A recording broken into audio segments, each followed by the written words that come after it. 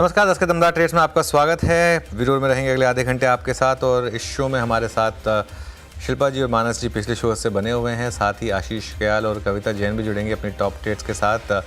Prestige estates के CMD Irfan Razzaq से नतीजों पर करेंगे एक बातचीत, और उसके बाद बाजार के मेगा ट्रेंड्स पर गोल्डीलॉक्स प्रीमियम रिसर्च के फाउंडर और चीफ स्ट्रैटेजिस्ट गौतम शाह से होगी एक खास चर्चा। एक नज़र मार्केट पर, डे हाई पर निफ्टी 23,380 पर अब इस समय ट्रेड करता हुआ दिखाई देगा, 133 पॉइंट ऊपर। बैंक निफ्टी जो अब तक अंडर परफॉर्म कर रहा था, यहाँ भी अब लोअर लेवल से थोड़ा रिवर्सल, और यहाँ पर भी अब 49,000 के उस जोन को रिस्पेक्ट करके 49,160 पर आया बैंक निफ्टी। काफ़ी स्टॉक्स हैं जहाँ पर आज आपको अच्छे मूव्स दिखाई देंगे। जहाँ तक निफ्टी की बात है, क्लियर कट एडवांटेज मिल रहा है लार्सन एंड ट्यूब्रो, इन्फोसिस और रिलायंस, 3 स्टॉक्स की वजह से। हालांकि निफ्टी का टॉप गेनर अभी भी ट्रेंड है 3% ऊपर। मारुति में अच्छे गेंस हैं, करीब 1.5% के करीब गेंस मारुति में आपको दिखाई देंगे।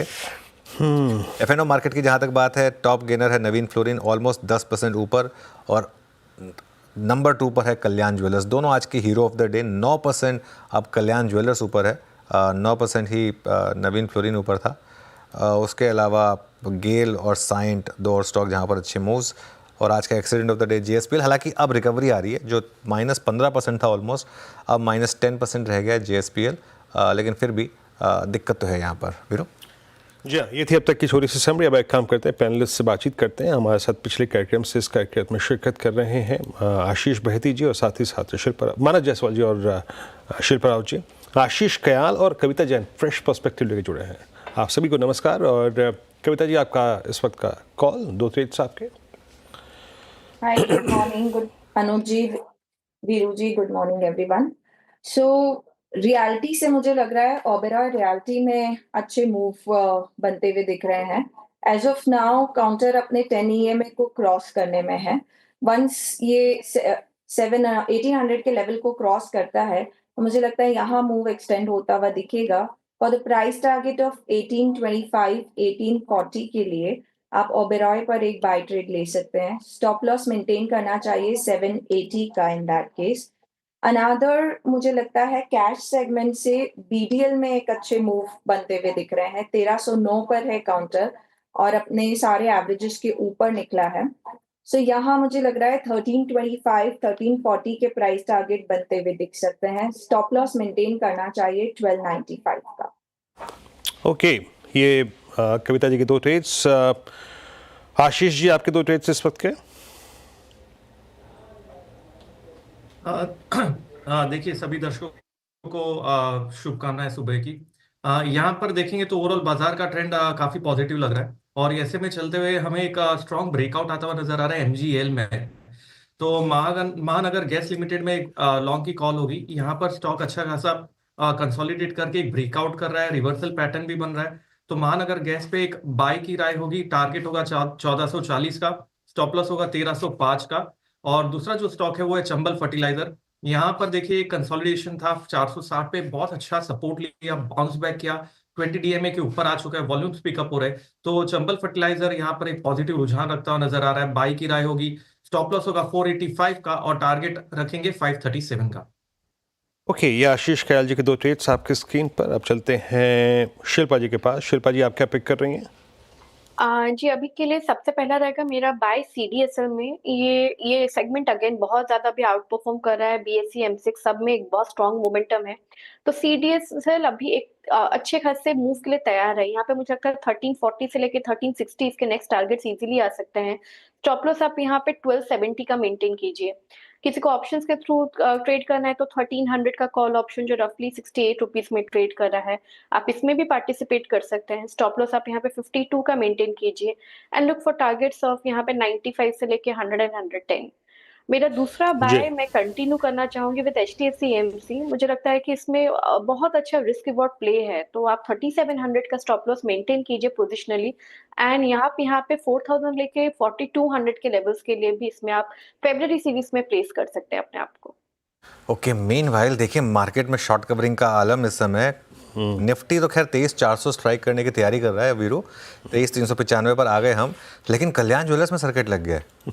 10% का अपर सर्किट लग गया है, और शॉर्ट वालों के वाकई में आशीष ने 8 जनवरी के बाद पहली बार 10 डे मच हुआ, तो आप सोच सकते हैं कि आज क्या हाल है आज, है ना? बहुत बुरा सीन था इसका। देखिए एक महीने में कितना गिरा है, 36-37% गिरा है। एक्चुअली सब चीज़ ना पोजिशनिंग की होती है वीरू। इतनी खराब पोजिशनिंग के बाद आई थिंक मुझे नहीं लगता कि इसमें शॉर्ट बनता था, बट खैर एनीवे 10% अब स्टॉक ऊपर है। और नवीन फ्लोरिन 9% ऊपर, लेकिन कल्याण में सर्किट लग गया 10% का और मोमेंटम शानदार है। चलिए मानस से ट्रेड्स लेते हैं। मानस, आपकी 2 ट्रेड्स इस समय की। तो देखिए पहले अनुज जी ट्रेंड पे खरीदारी करने की राय रहेगी, क्योंकि यहाँ पर अब ऐसा लग रहा है कि बॉटम बना है। 10 डे मूविंग एवरेज को स्टॉक ने रीगेन किया है, तो ट्रेंड पे खरीदारी करेंगे। 5600 का स्टॉप लॉस लगाएंगे और 5950 के टारगेट सेट करेंगे ट्रेंड पे। दूसरा स्टॉक सीमेंस का है। यहाँ पर भी अगर आप देखें तो एक बॉटम फॉर्मेशन हुआ है। इंट्राडे चार्ट पे हाई टॉप से हाई बॉटम की कंफर्मेशन है, 10 डे मूविंग एवरेज के ऊपर निकला है। तो सीमेंस में भी खरीदारी करने की राय रहेगी।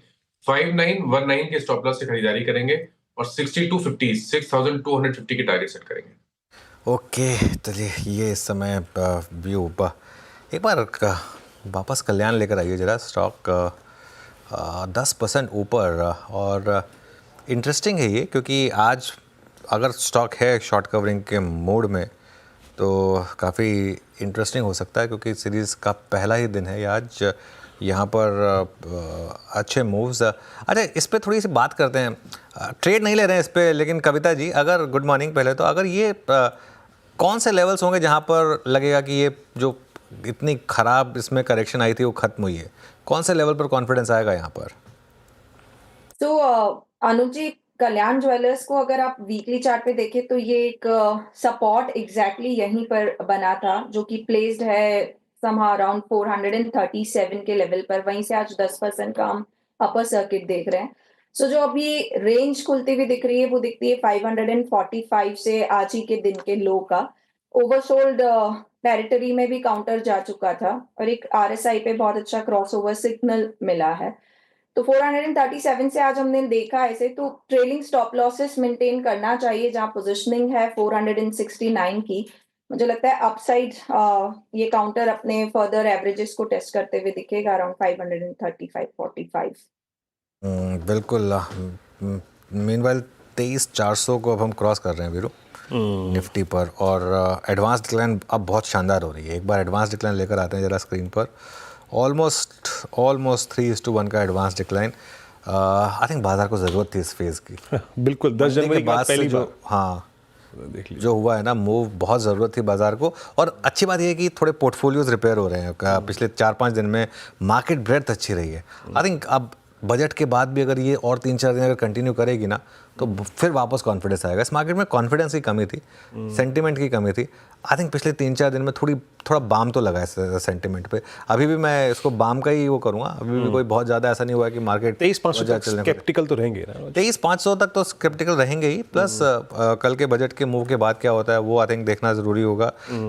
लेकिन ज़्यादा ज़रूरी है कि इस तरीके की मार्केट ब्रेड्थ बीच बीच में मिलती रहे। अच्छा, कुछ स्टॉक्स हैं जो काफ़ी इंटरेस्टिंग लग रहे हैं। ओला इलेक्ट्रिक लेकर आइए एक बार जरा। ओला में आज अच्छे मूव हैं, 8.5% के मूव्स आपको ओला में दिखाई दे रहे हैं। एक लाइकलीहुड है कि इस बार का जो डेटा आएगा उसमें ओला वापस नंबर 1 पर होगा इलेक्ट्रिक बाइक के मार्केट शेयर में, करीब 30% के मार्केट शेयर के लॉन्च भी है ना। हाँ, तो इस वजह से तो ये काफ़ी इंटरेस्टिंग आज मूव है। तो यहाँ पर मतलब बेसिकली काफ़ी स्टॉक्स हैं जहाँ पर थोड़ी सी आपको आज कवरिंग दिखाई देगी। चलिए अब बात करते हैं एक कुछ नंबर्स की। प्रेस्टीज एस्टेट के मैनेजमेंट से बात करते हैं। तीसरी तिमाही में कंपनी के नतीजे थोड़े सुस्त रहे हैं। आय करीब 8% और मुनाफा 85% घटा है। हालांकि EBITDA में थोड़ी ग्रोथ रही है। नतीजों पर बातचीत करने के लिए हमारे साथ प्रेस्टीज एस्टेट्स के CMD इरफान रजाक जुड़े हैं। इरफान जी गुड मॉर्निंग। पहले तो ये बताइए कि ये क्वार्टर आपके लिए थोड़ा सॉफ्ट रहा, ऐसा क्यों? इवन आपकी इनकम थोड़ी सी कम हुई। नमस्कार। नहीं, ये आप फिनेंशियल रिजल्ट्स आप देखेंगे तो वो एकदम स्क्यूड होंगे, क्योंकि हमारा अभी अकाउंटिंग सिस्टम ही कंप्लीशन मेथड पे चलता है। तो हमारे पास कंपनी में सिर्फ 40-45 हज़ार करोड़ का माल जो है, जो बिक गया है, उसका रेवेन्यू रिकग्निशन नहीं हुआ है। तो इस वजह से ये फिनेंशियल नंबर्स में आ नहीं पा रहा है। ये अगरचे हम परसेंटेज कंप्लीशन मेथड करते तो उसमें हमें ये जो क्वार्टर एंड क्वार्टर की लंपीनेस नहीं मिलती, मगर ये जो कंप्लीटेड मेथड में ये लंपीनेस हो जाता है। 2-3 क्वार्टर सुस्त दिखता है और 2-3 क्वार्टर एकदम हम हीरो लगते हैं। नहीं तो इरफान जी ठीक है, तो एक बात बताइए फिर आपका अब इन्वेंट्री लेवल क्या है? चलिए अब फुल ईयर की बात कर लेते हैं, फिर अगले साल मतलब किस तरीके की सेल्स होंगी आपकी फिर? नहीं, अभी देखिए हमारे पास अभी सिर्फ करीब 50,000 के ऊपर का इन्वेंट्री जो है तैयार हो रहा है, जो हमने लॉग इन कर दिया है अप्रूवल्स के लिए, और ये हम मार्केट को ला सकते हैं जितना जल्द से जल्द, जैसा अप्रूवल मिल गया, जैसा रेरा नंबर मिल गया। तो इसमें हमारे 5 प्रोजेक्ट हैं 5 शहर में, जो करीब 26,000 या 30,000 की वैल्यू होगी उसकी। इस क्वार्टर में अगरचे हमें रेरा नंबर मिल गया और हमें अप्रूवल भी मोर और लेस आ गया है हाथ में। 5 शहर में 5 सेपरेट प्रोजेक्ट्स हैं। प्रेस्टीज सदर्न स्टार बैंगलोर में, प्रेस्टीज सनक्रेस्ट बैंगलोर में, प्रेस्टीज नॉटिलस मुंबई में, हैदराबाद में प्रेस्टीज स्प्रिंग हाइट्स, चेन्नई में प्रेस्टीज पल्लवा गार्डन्स। तो ये अच्छे प्रोजेक्ट्स हैं और एक इनका कुल मिला के करीब 30,000 करोड़ का सेलिंग वैल्यू होता है। और जब हम इसका रेरा नंबर मिल गया तो हम इसको लॉन्च कर सकते हैं इसी क्वार्टर में, और हमें उम्मीद है और हमें कॉन्फिडेंस भी है कि अगरचे लॉन्च हो गए तो 30-40% ये माल तुरंत बिक जाएगा। सर मैं अभी सेगमेंट्स पे आता, मतलब प्रीमियम या फिर मिड सेगमेंट्स पे, लेकिन उससे पहले मैं आपका जो नेट डेट देख रहा हूँ उसमें करीब करीब 5960 करोड़ रुपए का, ऑलमोस्ट रीचिंग 6,000 करोड़। ये सीक्वेंशली काफ़ी जंप हुआ है। थोड़ा सा आउटलुक देंगे सर कि अगले 12 महीने में ये डेट की सिचुएशन कहाँ जा रही है और आपका इंटरेस्ट बर्डन अब कितना बढ़ जाएगा इससे ईयरली? डेट लेवल तो बहुत कंट्रोल में है, 0.37 है debt to debt equity ratio, और हमारी इच्छा है और उम्मीद है कि हमारे जो ये बड़े प्रोजेक्ट्स लॉन्च हो जाएंगे इसमें तो कैश फ्लो पॉजिटिव मिल जाएगा।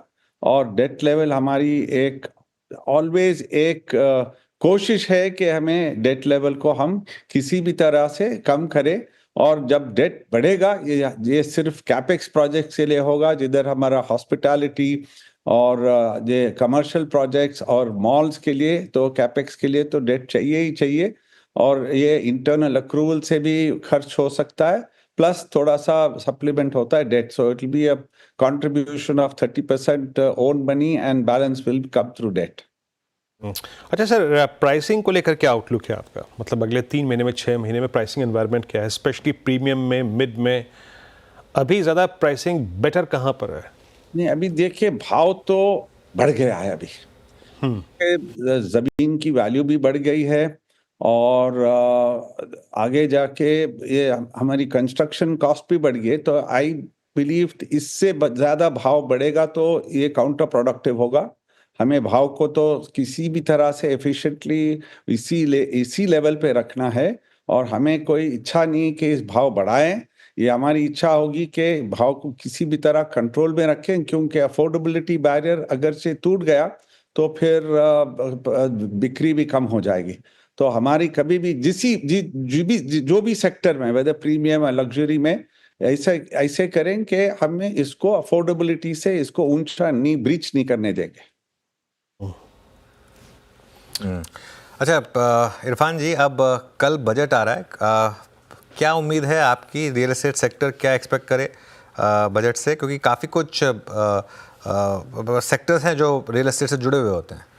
नहीं, बजट से देखिए, बजट तो एक्सरसाइज है जिधर सरकार जिनको जो पैसा कलेक्ट करना है और जिधर खर्च करना है। मुझे यही इच्छा है कि अगरचे डायरेक्टली हमारे सेक्टर को तो सरकार की दृष्टि नहीं पड़ेगी, बट ये ऐसा काम, ऐसी बजट हो कि लोगों के हाथ में पैसा बच जाए। अगरचे लोगों के हाथ में पैसा बच गया तो कंज्यूमर स्पेंडिंग हो सकता है, और उनके हाथ में पैसा बच गया, वो बचत से वो मकान भी खरीदने की एक इच्छा रख सकते हैं। यही मेरी इच्छा है बजट से। आ रहा हूँ आपके पास इरफान जी, एक ही मिनट में। निफ्टी मीनवाइल एक बार वो 23,400 से स्लिप हुआ और 23,336 तक आया। बहुत ज़्यादा नहीं गिरा है, लेकिन फिर भी एक बार के लिए इसको रिविजिट करना बनता है, क्योंकि हम 23,400 तक गए थे और वहाँ से फिर 23,336 तक आए। और बैंक निफ्टी वापस अब डे लो की ट्रेजेक्ट्री को स्ट्राइक करने की कोशिश कर रहा है। 49,084 पर इस समय बैंक निफ्टी, 49,030 के करीब का लो था। सॉरी इरफान जी, थोड़ा मार्केट में मूव आया तो उसको एड्रेस करना ज़रूरी था, और ये मैं इसलिए भी एड्रेस करना चाह रहा था क्योंकि एक धारणा ये बनती है कि स्टॉक मार्केट और रियल एस्टेट, स्पेशली जो लग्जरी प्रोजेक्ट्स हैं, वो काफ़ी कोरिलेटेड होते हैं। लोग स्टॉक मार्केट में पैसा बनाते हैं और उसके बाद लग्जरी प्रोजेक्ट्स खरीदते हैं। पिछले 3 महीने में क्या स्लो डाउन दिखा है लग्जरी सेल्स में? देखो, जो पैसे स्टॉक मार्केट में उन्हें नफा, उनको बहुत फायदा हुआ है, इस पैसे से उन्होंने खरीद रहे हैं। और रियल एस्टेट तो लॉन्ग टर्म प्ले है और लोगों को पता है कि अगरचे मुझे अच्छी जगह एक मकान खरीदना है, मुंबई में है, दिल्ली में है, बेंगलुरु में, लोग खरीदते हैं। हाँ, अभी जैसा मैंने पहले भी कहा, लोगों के हाथ में बचत होना चाहिए। अगरचे बचत है तो पहला काम क्या करते हैं, ये एक मकान खरीदने की उनकी इच्छा होती है। बिल्कुल। चलिए अब एक काम करते हैं, आगे बढ़ते हैं। इरफान जी, थैंक यू सो मच आज हमारे साथ जुड़ने के लिए। ऑल द बेस्ट आपको अगले क्वार्टर के लिए और अगले फाइनेंशियल ईयर के लिए। धन्यवाद। चलिए आगे बढ़ते हैं, बाजार के टेक्निकल सेटअप पर बात करेंगे। अब हमारे साथ जुड़े हैं गोल्डीलॉक्स प्रीमियम रिसर्च के फाउंडर और चीफ स्ट्रैटेजिस्ट गौतम शाह, जो बाजार के टेक्निकल स्ट्रक्चर पर काफ़ी अच्छी पकड़ रखते हैं। आइए उनसे समझते हैं कि मार्केट में इस समय बड़े ट्रेंड्स क्या हैं। Gautam ji, good morning. तो एक चीज़ जो मैं सबसे पहले आपसे पूछना चाहता हूँ, जो 22,800 का रीसेंट लो था, उसे कुछ तरीके का बॉटम माना जाए या ये टूटने का रिस्क है, और अगर टूटा तो और कहाँ तक जाने का रिस्क है निफ्टी पर? गुड मॉर्निंग अनुज। देखिए 22,800 एक इम्पॉर्टेंट टेक्निकल लेवल था ऑन मल्टीपल पैरामीटर्स, तो I am actually very happy that market ने वहां से एक रिबाउंड देखा है। बट अभी तक कंप्लीट कंफर्मेशन है नहीं कि हम बोल सके कि 22,800 एक बॉटम है, क्योंकि हम अभी भी मूविंग एवरेजेस के नीचे ट्रेड कर रहे हैं। आई थिंक एक फर्स्ट क्राइटेरिया होता है कि बाजार मूविंग एवरेजेस के ऊपर जाए शॉर्ट टर्म बेसिस पे, so that is awaited. But अगर आप ब्रेड डेटा देखें तो हमें ये क्लियरली पता चल रहा है कि market is very very oversold. और हम ये पिछले 20-25 साल का डेटा देख के हमने एक व्यू डाली कि 22,800 23,000 पे मार्केट एक बार स्टेबल होना चाहिए। अब जो रियल चैलेंज है मार्केट के लिए वो है 23,350 टू 23,500। अब ये एक ऐसी जोन है जहां पर मल्टीपल स्टडीज के कारण इंपॉर्टेंट सप्लाई पॉइंट्स है, so there is a battle around this zone. और अगर ये जोन निकलता है then I think we can safely say that the market has become stronger, और उसके बाद हम बड़ी तेजी की बात कर सकते हैं। हो सकता है कि बाजार 24,200 तक भी चला जाए। सो अभी एक फाइटिंग रेंज में है। आई थिंक इस मार्केट को शॉर्ट टर्म के नजरिए से नहीं देखना चाहिए। I think you should plan for the next 12 to 18 months. अगर आप वैसी प्लानिंग में रहेंगे तो बाजार में काफी वैल्यू है, काफी अपॉर्चुनिटीज है। शॉर्ट टर्म में ऑब्वियसली बड़े इवेंट्स है, बजट है, आरबीआई पॉलिसी है, एफआईआई सेलिंग का जो बात चल रहा है, I think all those things are getting factored in. So देखते हैं, आई थिंक कल का इवेंट इंपॉर्टेंट रहेगा। बट मेरा मानना है कि 22,800 के नीचे जाना मार्केट के लिए थोड़ा सा टफ है आज के डेटा पॉइंट को देखते हुए। ओके। और बैंक निफ्टी जो काफ़ी ज़्यादा वॉलेटाइल रहा है, खासतौर से एचडीएफसी बैंक ने काफ़ी परेशान किया है, यहाँ पर किस तरीके के मूव्स रहेंगे? See, Bank Nifty in some sense has been an outperformer in the last 2 weeks, क्योंकि अगर आप देखें 48,000 का जो लेवल है वो अच्छी तरह से रेस्पेक्ट हुआ है, और ऊपर में 49,500, 49,700 एक बहुत बड़ा रेसिस्टेंस है। जब तक ये 49,700 के ऊपर नहीं जाता हम बोल नहीं सकते हैं कि bank Nifty is out of the woods. So हम उसका वेट कर रहे हैं। बट अगर आप इंडिविजुअल स्टॉक्स को देखें, एसबीआई, आईसीआईसीआई बैंक और एचडीएफसी बैंक, ये तीनों बड़े स्टॉक्स अपने medium term long term supports पे हैं, और मुझे लगता है कि यहां से डाउनसाइड तो नहीं है। और अगर ये तीन स्टॉक में थोड़ी सी भी स्ट्रेंथ अगर आती है, समझे 4-5-6% की भी स्ट्रेंथ आती है, तो वो बैंक निफ्टी को रेजिस्टेंस क्रॉस करवा देगा। और अगर बैंक निफ्टी अगर ठीक रहेगा तो निफ्टी भी ठीक रहेगा और पूरा बाजार भी ठीक रहेगा। So I think bank Nifty is extremely critical for the next 2 days। और मुझे लगता है कि अगर मार्केट में रिबाउंड आना है, it has to be triggered by financial services. Within financial services NBFCs हमारा टॉप पिक है, बजाज फाइनेंस, बजाज फिनसर्व हमें काफी अच्छा लगता है मीडियम टर्म के हिसाब से। बट बैंक निफ्टी में 49,700 सबसे क्रिटिकल है, उसको एक बार निकलने देते हैं, उसके बाद हम बुलिश हो सकते हैं। बिल्कुल। चलिए देखिए, अभी आपने वो देखा विजुअल्स कुछ, आज से बजट सत्र शुरू हो रहा है वीरू, तो राष्ट्रपति जी थी, प्रधानमंत्री जी थे और लोकसभा स्पीकर, कुछ विजुअल्स देखे थे आपने? जी। अच्छा, गौतम जी से मैं एक प्रश्न पूछने के लिए बड़ा आतुर था। गौतम जी, जो वो बात हमारी करीब 6 महीने पहले हुई थी, that you have created a index for chemical basket. अभी वो केमिकल बास्केट वाला इंडेक्स क्या कह रहा है गौतम जी? क्या वाइल्ड स्विंग्स हैं। I mean look at SRF at all time high, UPL coming out of base, look at Naveen fluorine star of the day. आपका देख केमिकल्स पे, और अभी देखिए ट्रेडर्स को बहुत अच्छे पैसे मिल रहे हैं, बट इन्वेस्टर्स के लिए इसको अप्रोच करने का कोई वक्त आ चुका है क्या? कोई बड़ा एक ब्रेक थ्रू दे रहा है क्या आपका वो इंडेक्स चार्ट्स पे? देखिए यहाँ पर दो मेजर पॉइंट है। एक तो लोग लास्ट 3-4 महीने की करेक्शन के बारे में काफी बात करते हैं, बट लोग भूल गए हैं कि पिछले 3 साल में हमने कैसी तेजी देखी, जहां पर स्टॉक्स 3x, 5x, 7x हो गए। जब इतनी बड़ी साइकिल प्ले आउट होती है तो एक reverse move is very natural, और वही रिवर्स मूव हमने पिछले 4 महीनों में देखा। अगर आप केमिकल्स की बात करें तो केमिकल्स में भी इतनी बड़ी तेजी थी 2020, 21 और 22 में। It was one of the best performing sectors. उसके बाद वो 2 साल के लिए एक रेंज में चला गया, एक करेक्टिव फेज में चला गया। अच्छे स्टॉक्स लाइक एसआरएफ एक रेंज में थे। आरती इंडस्ट्रीज जैसे स्टॉक्स 52 वीक लोस पे चले गए। और अभी जिस तरह का कस्टम इंडेक्स का चार्ट है, लग रहा है कि इसमें स्ट्रेंथ वापस आ रही है, क्योंकि चाइना में काफी डेवलपमेंट्स है, ट्रंप के कारण काफी ग्लोबल डेवलपमेंट्स है, और रिलेटिव स्ट्रेंथ इसमें वापस आ रही है, और अर्निंग्स रिलेटिवली अच्छे रहे हैं for many of the top companies. So मुझे लग रहा है कि केमिकल्स में selectively definitely there is an opportunity. SRF का स्ट्रक्चर अच्छा है, जिसने आपने राइटली कहा। यूपीएल का स्ट्रक्चर काफी अच्छा है। नवीन फ्लोरिन एक बड़े रेंज से निकल के आ रहा है, बट अपॉर्चुनिटीज लिमिटेड है। तिरुमलाई केमिकल एक अच्छा स्ट्रक्चर है, but I think along with this जो एक और सेक्टर है जो हमें काफी अच्छा लगता है, वो है ऑटो। ऑटो में भी 3-6 महीने की करेक्शन से अब मूव्स आ रही है, और मुझे लग रहा है कि वहां पर भी एक नया स्ट्रक्चरल ट्रेंड बनेगा। Yeah, Gautam, same is the case with capital goods as well. I mean, capital goods में ऐसे damages थे, मतलब stocks almost अपने 100-week exponential moving average तक चले गए. Siemens, ABB, Cummins, especially closer to budget. आपको क्या hunch मिल रहा है इस पर capital goods में? कैपिटल गुड्स में अभी भी कॉन्फिडेंस नहीं है। चार्ट्स अभी भी काफी खराब है, और मुझे लगता नहीं है कि कोई इमीडिएट इसमें स्ट्रेंथ बनेगी। And many of the stocks in the capital goods space are very expensive, तो इसके कारण आई थिंक थोड़ा सा टाइम लग सकता है। बट अगेन आपको नहीं भूलना चाहिए कि पिछले 2-3 सालों में stocks like ABB, siemens, Cummins India, L&T, उन्होंने इतना अच्छा रिटर्न दिया, जो 10 साल में हो सकता था वो 2-2.5 साल में हो गया। इतने बड़े ट्रेंड्स थे। तो अभी भी थोड़ा सा टाइम लगेगा। हमारे सेक्टोरल प्रेफरेंसेस अभी फाइनेंशियल सर्विसेज, ऑटो, मेटल्स और रियल एस्टेट है। मुझे लगता है कि ये 4 सेक्टर्स अच्छा करेंगे, अलॉन्ग विद आईटी, जहां पर लार्ज कैप्स में सेलेक्टिव अपॉर्चुनिटीज है।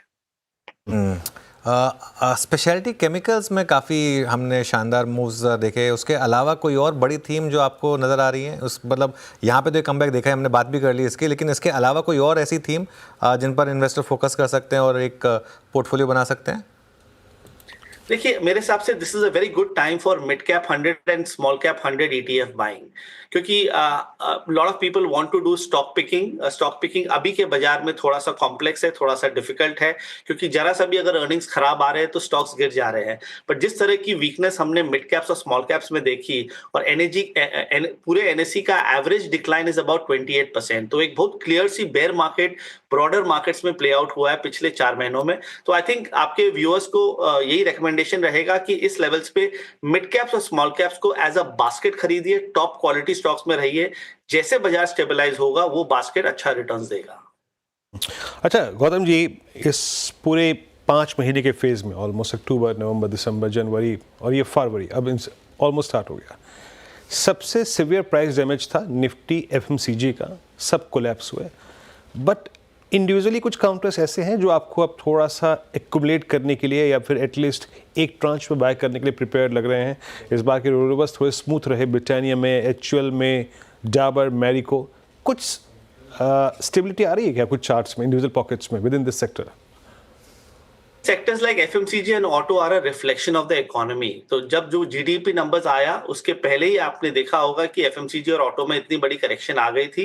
तो इट वाज अ सेंस कि मार्केट समझ गया था कि there is a bit of a problem in the economy, उसके कारण इतनी बड़ी करेक्शन हमने देखी। अभी भी एफएमसीजी इंडेक्स एक बहुत बड़े सपोर्ट पे है, but can I go out there and recommend some buys? Sorry Gautam ji, एक सेकंड आपको इंटरव्यू कर रहा हूँ। प्राइम मिनिस्टर मोदी जी अब वो बजट सत्र से पहले एक मीडिया को संबोधित कर रहे हैं, उसे सुनते हैं एक बार।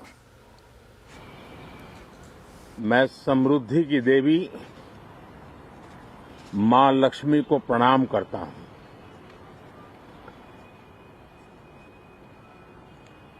और ऐसे अवसर पर सदियों से हमारे यहां मां लक्ष्मी का पुण्य स्मरण किया जाता है।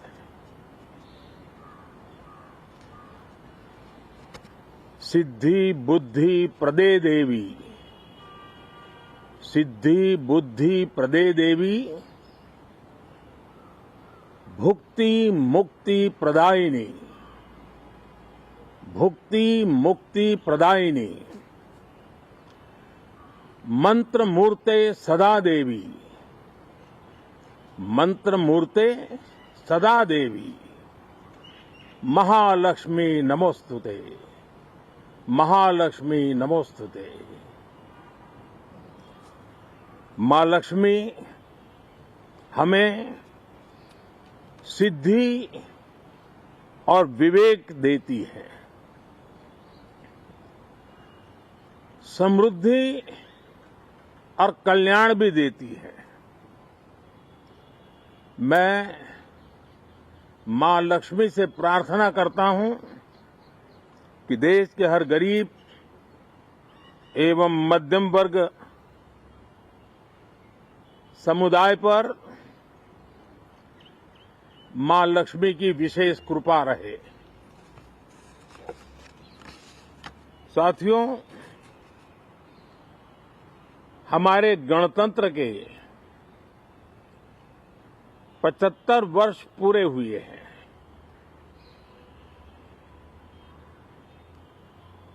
और ये हर देशवासी के लिए सर्वाधिक गौरवपूर्ण है और विश्व के लोकतांत्रिक जगत के लिए भी भारत का ये सामर्थ्य अपनी एक विशेष स्थान बनाता है। साथियों, ये देश की जनता ने मुझे तीसरी बार ये दायित्व दिया है और इस तीसरे कार्यकाल का ये पहला पूर्ण बजट है।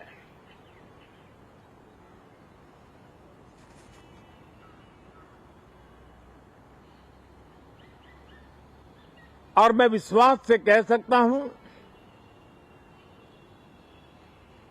कि 2047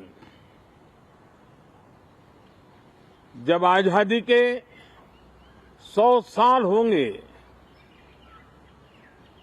विकसित भारत का जो संकल्प देश ने लिया है, ये बजट सत्र,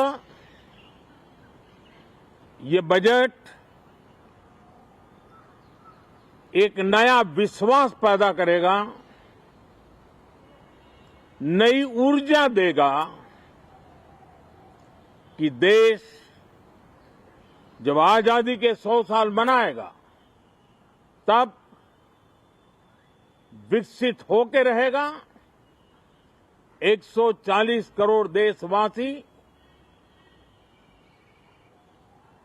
अपने सामूहिक प्रयास से इस संकल्प को परिपूर्ण करेंगे। तीसरे टर्म में हम मिशन मोड में देश को सर्वांगीण विकास की दिशा में, चाहे वो भौगोलिक रूप से हो, सामाजिक रूप से हो या आर्थिक भिन्न भिन्न स्तर के संदर्भ में हो, हम सर्वांगीण विकास के संकल्प को लेकर के मिशन मोड में आगे बढ़ते जा रहे हैं। इनोवेशन, इंक्लूजन और इन्वेस्टमेंट, ये लगातार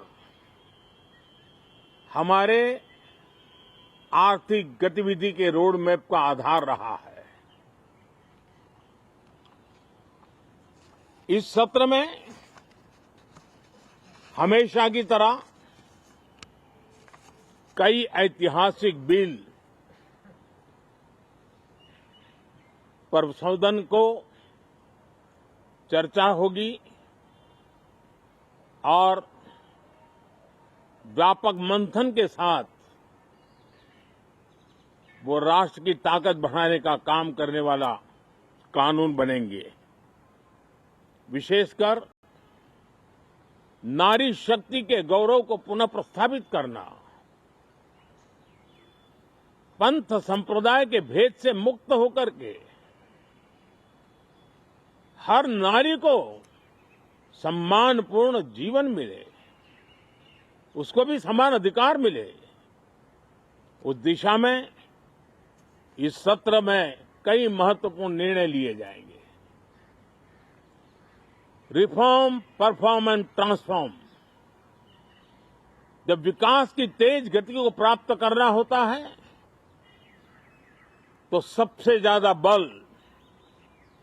रिफॉर्म पर रहता है।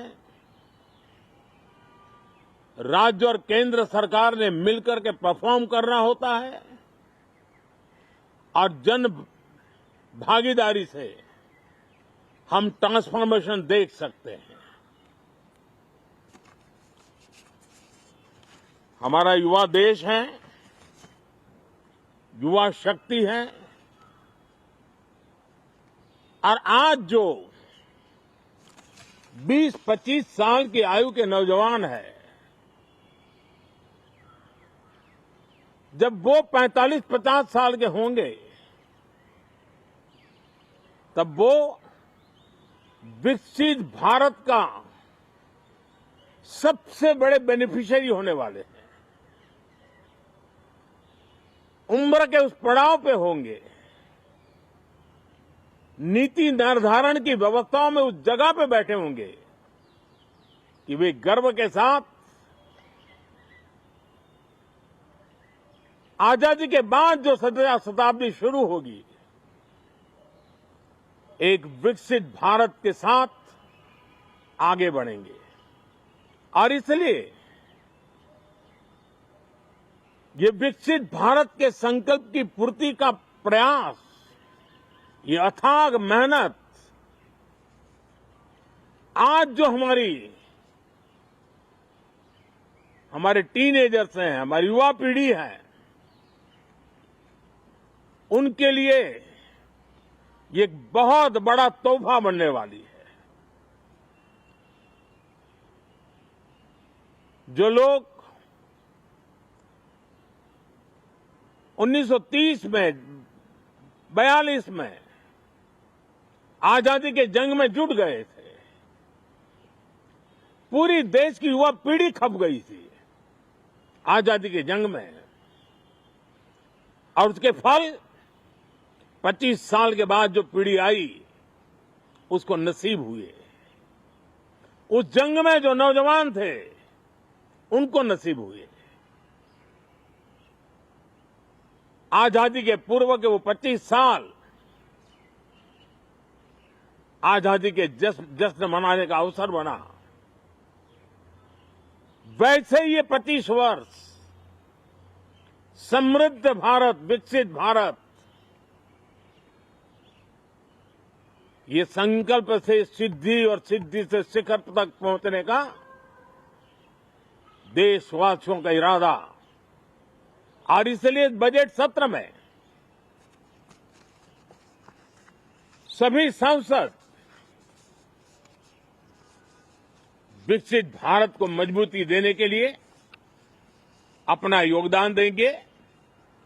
विशेष करके जो युवा सांसद है उनके लिए तो सुनहरा अवसर है, क्योंकि वो आज सदन में जितनी जागरूकता, जितनी भागीदारी बढ़ाएंगे और विकसित भारत के जो फल है वो तो उनकी नजर के सामने देखने को मिलने वाले हैं। और इसलिए युवा सांसदों के लिए एक अनमोल अवसर है। साथियों, मैं आशा करता हूं कि हम देश की आशा आकांक्षाओं के इस बजट सत्र में खरे उतरेंगे साथियों, आज एक बात आपने जरूर नोट की होगी, मीडिया के लोगों ने तो जरूर करनी चाहिए। शायद 2014 से लेकर अब तक शायद ये पहला पार्लियामेंट का सत्र है कि जिसके एक दो दिन पहले कोई विदेशी चिंगारी नहीं प्रगटी है, विदेश में से आग लगाने की कोशिश रही हुई है। 10 साल से 14 से देख रहा हूं, हर सत्र के पहले शरारत करने के लिए लोग तैयार बैठते थे और यहां उसको हवा देने वालों की कोई कमी नहीं है। ये पहला सत्र मैं पिछले 10 साल के बाद देख रहा हूं कि जिसमें किसी भी विदेशी कोने से कोई चिंगारी नहीं हुई। साथियों, बहुत बहुत धन्यवाद।